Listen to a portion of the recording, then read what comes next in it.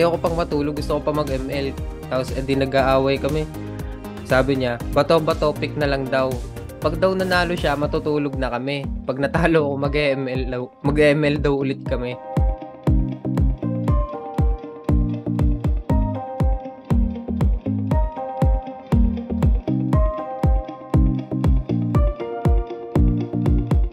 Tapos di namin ina-expect, mulat na pala yung anak ko. Tapos nung biglang bumangon, nagtulog-tulogan kami. Kasi pag nakita niya kaming gising kami, gigising din siya, feeling niya gisingan na. Kaya dapat pinapakita namin sa kanya na kunyari tulog kami para matulog ulit siya.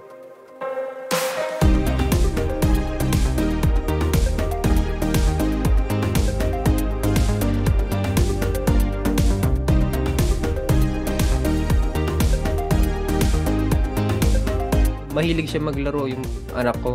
Mahilig siya maglaro tapos pag pag nakita niyang may gising, laro agad yung nasa isip niya. Kaya mabibitin yung tulog niya.